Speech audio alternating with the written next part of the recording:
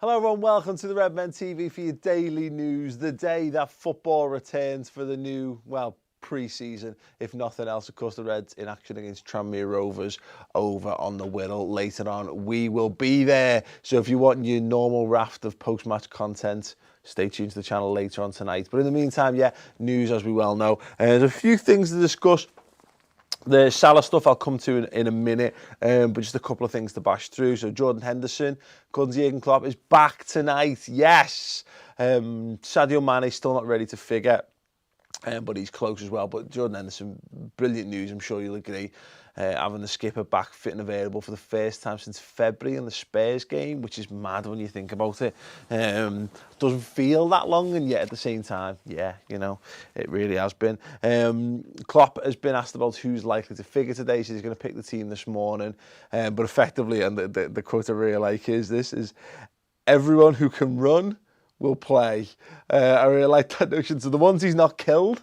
So there's a great, I think it was Shea Ojo's Snapchat or Instagram yesterday, the day before, and he was taking loads of, I don't know if he was videoing them, but like so many of the lads just crashed out asleep on couches because Klopp's run them into the ground, which I just think is amazing. Effectively said there's like 20 players plus goalkeepers, so we've got loads to choose from, so effectively we would expect to see two halves, first half team and a second half team, but there might yet be another change or two within that just to get everyone a game, because effectively says that if anyone's available, they're going to get some minutes on the pitch today. So that means we could see the likes of Sacco as well, which is interesting. Me just to know whether he factors him into that or not. If you want to check out the Starting 11 prediction show, though, you can. Chris is back with that. He's got a new board. Well, he's got a new Sabutio pitch nailed to a board. Actually, no, it is a new board. It's a whole new board. The other board's being used for something else, to be revealed. And it's nailed to a wall. Not that it matters, but it matters to us. That shows he did that live. So it's an experience. Watch that. That's on the channel right now. So a little bit of transfer stuff. Lazio being linked with Lucas Leiva. Now, here's the thing. And maybe people can clear this up. If anyone knows more than I, or anyone fancies doing a slightly more in-depth internet search, Lazio after Lucas. Now, the reports, it's only at the Daily Star, so again, it's not set in stone or whatever, but the reports are very much like it's an out of contract Lucas Leiva. Now, I've seen so many conflicting bits and pieces on this. Like, he said Liverpool are allowing him to train with him, but all the talk with Lucas is very much like, I'm back for my 11th pre-season, blah, blah, blah, as though he's very much a member of the first team. I feel like he's got another year. I don't know whether I'm right or wrong on that. Steele's convinced his contract's not up, but the transfer market says his contract's done. A couple of newspapers reporting that he is out of contract. So if you know more on that, do let me know. And also, would a move to Lazio fit? If Lucas is going to go, and I'd be perfectly happy to see him stay for another season, if I'm honest, because I don't think you can do much harm to your squad by keeping senior footballers who've got really great attitudes around. I don't want to see him go to like a Fenerbahce or a Besiktas or whatever. I mean, I'm sure they have a great time. I've seen a lot. It's the route of a lot of players because obviously there is a bit of money there. I don't know. I think Lucas could have a tremendous end of his career in Italy. I think he could, because he doesn't have the pace, but you don't need pace in Italy. He's a very good footballer. He's a very intelligent footballer.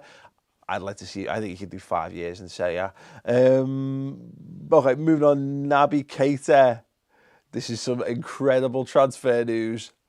Naby Keita's liked an Instagram post of himself wearing a Liverpool shirt.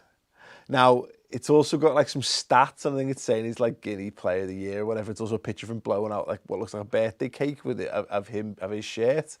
So maybe he's not really paid attention to what he's like. Or maybe he's, oh no, that looks good. Maybe he doesn't realise that people froth at the mouth over stuff. This is the new, it's the new precursor to the Melwood Lean, is the Instagram like.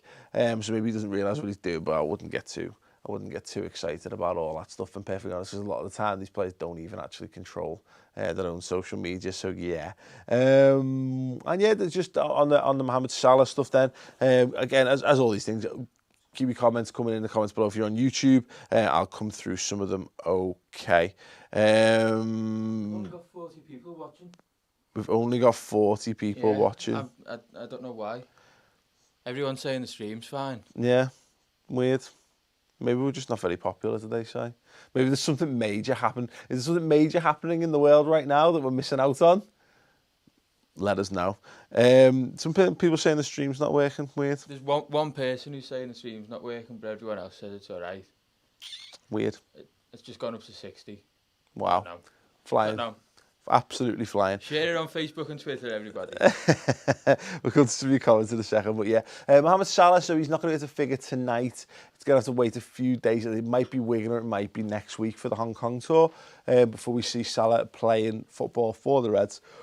He some work permit issues, and by issues, I don't think it's a complication as such. Well, it's a complication because he's not playing tonight. But effectively, we've seen this happen a few times. I think Grujic had to do this as well.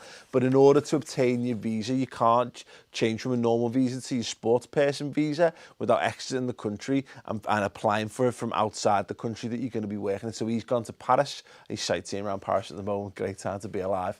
Yeah, they'll be getting all that stuff done, and then once that's done, he'll then re-enter the country and everything will be fine. So sort of a few people asking me about it last night, and there'll be no issues with that. I mean, the guy's a full international. He's an established international. He's pretty much Egypt's best player by all accounts.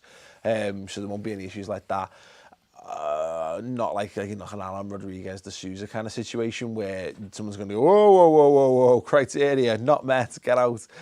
So yeah, that should be fine, and it's just a case of whether it gets sorted in time for the Wigan game or whether we're waiting for Crystal Palace. I think it is midweek next week. But yeah, let us know your thoughts on all this stuff in the comments below. If you want to ask some questions, by all means do. Let's get stuck into the comments then.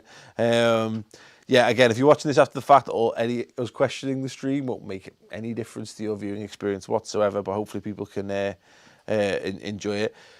Stream no problems in Thailand, says Alan Jones. Augius me says didn't get a notification or sub box, which is why there's so few watching. Here we go. Mohammed Bakari says, where are we with the transfers now?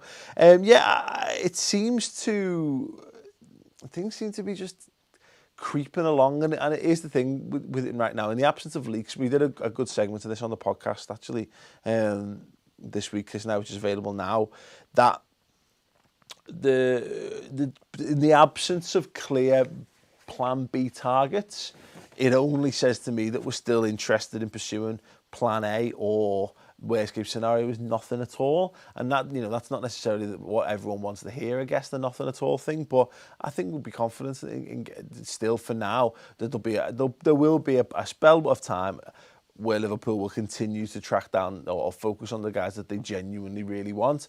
And then when that's done, there will be a plan B, but it just won't be in action, or it won't be in full flow. And a decision point will come at some point where they'll go, yeah, that's enough time we've spent on that. Oh, yeah, that's never going to happen. Let's move on to something else. And, here's the thing. I don't think it's like it's definitely not a situation where, let's just say today they go, right, that's it. We're not going to bother chasing Keita or Van Dijk or whatever anymore. They're done and dusted.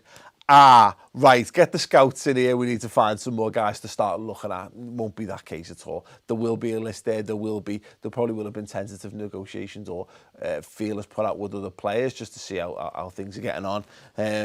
So I don't think they start cold in this kind of situation. But at the minute, unfortunately, yeah, it's just one of those things, isn't it? Sorad X1000 idea on the starting keeper. We did a bit of this on the build-up show, which is also back on the channel at the moment. I think right now Simon Mignolet is Liverpool's first choice goalkeeper. He'll be the guy who starts against Watford, first game of the season. But I could see that changing. We spoke to the lads, they have different opinions on this, but my thoughts are very much that I think that place is up for grabs, and I think it's down to Danny Ward and Karius to prove to Klopp in training why they think why they think they should be in that position. Lewis Bannigan, would you take 5 average and cheap signings over the expensive and big names of no. No, look, I think we're fine. People say we need some more bodies. We do, but we don't need bodies in the way that we used to have bodies when we were under Rafa Benitez, where we'd spend on a couple of big names or a couple of big fees, and then we'd fill the squad out with Andre Vonninens and David and Goes and all that kind of stuff. I genuinely think Liverpool the only way the best way for Liverpool to increase squad volume is to get players who are as good as, if not better than what we've got in the first 11 already. Because the minute we've pretty much got 12, 13 players who we think are brilliant or definitely good enough to start in that first 11. Then we've maybe got 5 beyond that who are not necessarily quite there, but mostly that's because they're young, developing talents. That's fine. I think you need between 3 and 5 other guys who have of a senior age and senior quality to come in. So I would be, maybe not 5, but world class or whatever, but definitely 2 or 3 really, really good players, and then maybe you can get a couple of guys who come in for rotation. Ho, ho, ho! Super chat. Boo! It's terrible. LFC podcasting coach. £5 for the Colin Pascoe sheet clothing choice today. Big fan of shorts. I presume it's winter over in Australia at the moment, so I'm sure you're huddled up, but it is. It's beautiful on Merseyside today, yeah, so it's definitely a short. Whether the shorts will make it all the way to Prenton Park, I don't know today. You'll have to stay and watch the content later on to find out. Actually, I was on the LFC Podcasting Couch last week. Do go and check that out. I'll go and follow them on Twitter as well, and you'll be able to get it through there. Really interesting chat, obviously, talking about how we started Redmen TV and the connection with Ball Street and the Ball Street Network and stuff like that. Really, really interesting stuff. So, guys, thanks very much for having me on the podcast, and thanks very much for the $5 donations. So, have you seen anything interesting in your travels? They said it's 9 degrees in Australia, which is freezing. If we sign Van Dijk and Keita, we should play 4-2-3-1. Yeah, Chris is big on that formation. He thinks we're going to play 4-2-3-1 this season. I think we'll probably play a few. Alex Jacobs, any tip for the member sale tomorrow? Heard it's been a nightmare so far this week. Honestly, I don't really understand the whole thing. By all accounts, it has been horrendous. It looks like crossing fingers, getting on as early as possible, and try again. That kind of stuff. It's pathetic from what I can gather. If you have any problems or if you've had any issues with the member sale stuff, let us know. People subscribe us to the website. Actually, we're going to be doing a comments below show today. We're going to be discussing those issues. So if you've had any thoughts, go over to the redmentv.com. There's a blog post there for comments below and leave your thoughts there. That'd be great. We'll do one more comment. Pajama Party said, did you hear about Keita liking a Photoshop of himself in the Liverpool shares on Instagram? Yes. We talked about it about 5 minutes ago. So if you just joined us, go skip back, watch that, enjoy. In the meantime, though, make sure you check it out. So the show's coming up on the website. The video version of the podcast is up already. We're doing Red's transfer roundup today with Steve. Chris and I are doing comments below where we go through all of your thoughts and comments across the redmentv.com website. More importantly, go and subscribe to my channel. If you're watching this after the fact, Mates TV subscribe. I'm getting close to 17,000 subscribers, which is amazing. So yeah, if you can help get it over the line, that'd be amazing. There's another video for you to watch right there. Subscribe to Redmen TV, and as I say, if you want to keep Redmen TV, what it is, keep the YouTube stuff free and interesting and engaging and sparkly shiny, subscribe to the redmentv.com because it makes it all possible. Thank you very much. More news tomorrow. Tranmere tonight. Ta-ra.